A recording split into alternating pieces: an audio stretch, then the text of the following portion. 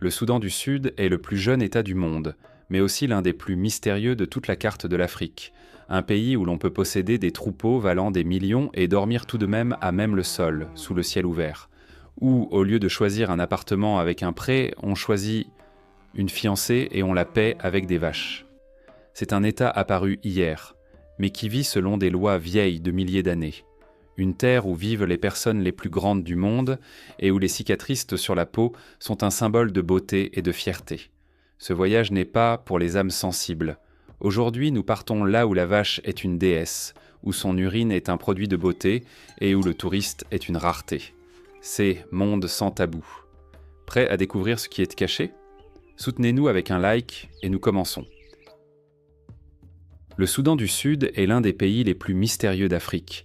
C'est une terre où il y a plus de pyramides qu'en Égypte, où le fleuve Nil crée des civilisations entières, et où des tribus anciennes vivent selon des lois qui n'ont pratiquement pas changé depuis des millénaires.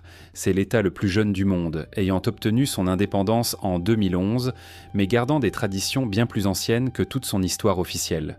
Le Soudan du Sud se trouve au carrefour de l'Afrique. Au nord, le Soudan, à l'est, l'Éthiopie, au sud, l'Ouganda, au sud-ouest, le Congo et la République centrafricaine.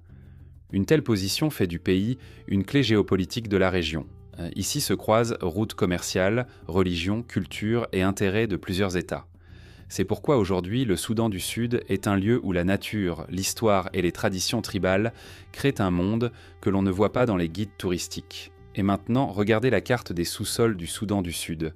Sous cette terre chauffée par le soleil et par des décennies de guerre reposent d'immenses réserves de pétrole, des milliards de barils. C'est cet or noir qui pourrait transformer le pays en un véritable Koweït africain, changer son économie et offrir un avenir à son peuple. Mais cette histoire a son « mais ». Le pétrole est devenu l'une des principales causes de contourne de la plus longue guerre civile de l'histoire de l'Afrique, le conflit entre le nord arabe et le sud africain du Soudan qui a duré des décennies.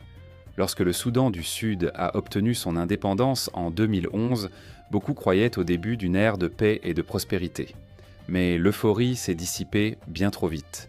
2 ans plus tard, le pays a sombré dans un nouveau conflit interne encore plus destructeur. La haute direction du Soudan du Sud n'a pas réussi à trouver un accord sur les questions de pouvoir, de répartition des revenus et de contrôle des gisements pétroliers. Et tandis qu'à Djouba, la capitale, les politiciens se partagent les portefeuilles et que les corporations transnationales exploitent les ressources, les gens ordinaires vivent dans l'un des pays les plus vulnérables économiquement au monde. Plus de 80% de la population